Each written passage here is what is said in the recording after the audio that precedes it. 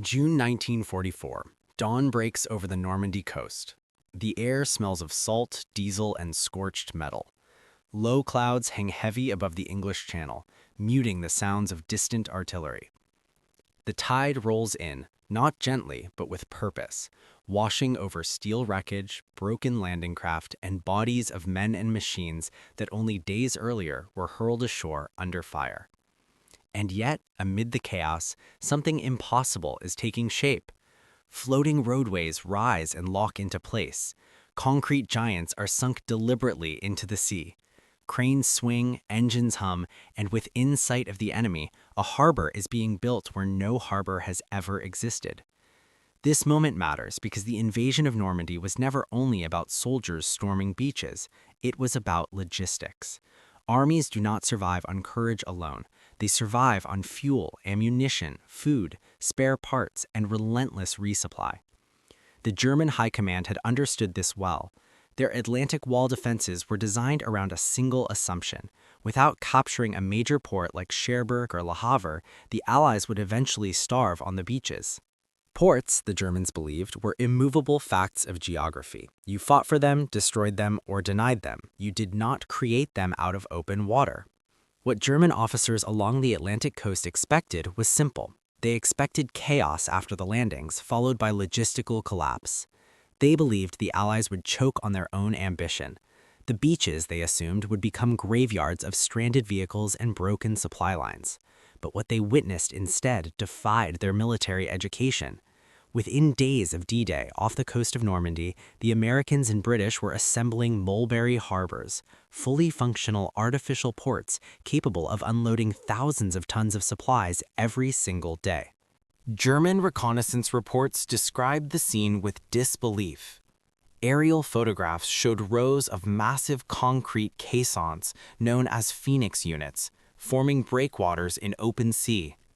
Sunken block ships, codenamed gooseberries, created sheltered water where waves once crashed unchecked.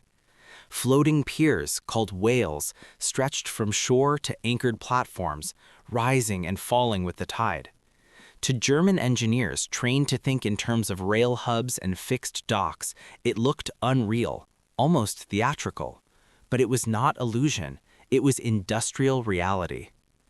The records are clear. By late June 1944, Mulberry A, the American harbor at Omaha Beach, was unloading over 9,000 tons of supplies per day before being damaged by a storm. Mulberry B, the British harbor at Arromanches, continued operating for months, eventually handling more than 2.5 million men, 500,000 vehicles, and 4 million tons of supplies. These numbers were not exaggerations. They were logged, measured, and reported.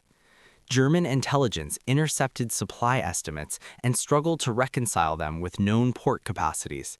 The math no longer made sense. For many German soldiers and officers, this was the moment when confidence quietly fractured. They had expected American power to be loud, wasteful, and technically crude. Nazi propaganda had long portrayed the United States as a nation of soft consumers, incapable of sustained sacrifice.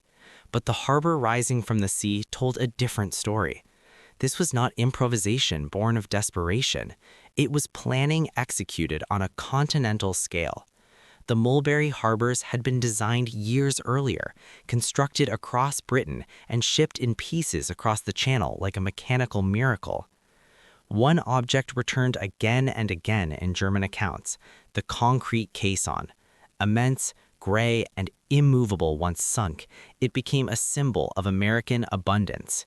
Each caisson required vast quantities of steel, cement, labor, and transport. To German engineers accustomed to shortages by 1944, fuel rationing, limited ammunition, reduced rations, the sight of hundreds of these structures being deliberately sacrificed to the sea was shocking. They were not reused, they were not recovered, they were simply expended to create stability.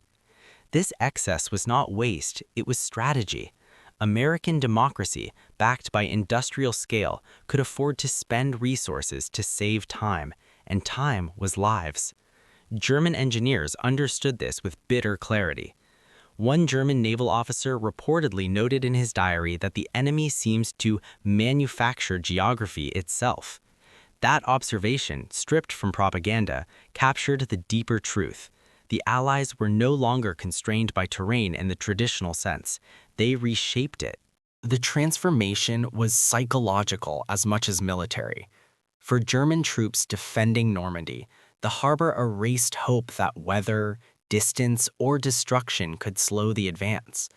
Even when storms destroyed Mulberry A, the Americans adopted immediately, rerouting supplies through British facilities and improvised beach landings. The lesson was unmistakable. There was always another solution, another factory, another convoy already underway. The sound of the harbor became its own symbol, not explosions, but engines, diesel motors, cranes, winches, and trucks operating day and night. A constant mechanical rhythm replaced the expected silence of a stalled invasion. To German observers listening from inland positions, that sound carried meaning.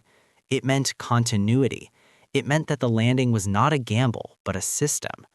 By the summer of 1944, many German officers privately acknowledged what they could not say publicly. The war was no longer decided by tactical brilliance alone.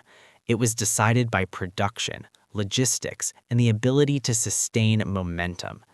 The harbor at Normandy embodied all three. It was not heroic in the traditional sense. No flags were planted on it, no speeches were made, and yet it carried the weight of the entire invasion. In the end, the Mulberry harbors were temporary. They were dismantled, abandoned, or destroyed by weather. Concrete caissons still rest in the shallows of Normandy, silent and half-submerged, but their meaning outlasted their function. They revealed a truth that German soldiers learned too late, that American power was not only measured in weapons, but in the capacity to build, replace, and overwhelm through abundance. Freedom, in this sense, was not abstract. It was poured into concrete, floated across the sea, and sunk into place under fire. It was the sound of engines that did not stop. It was the certainty that behind every soldier stood an entire society capable of turning imagination into infrastructure. On the shores of Normandy, a harbor rose where none should have existed, and with it, the realization that some forces in history do not merely fight within the world, they remake it.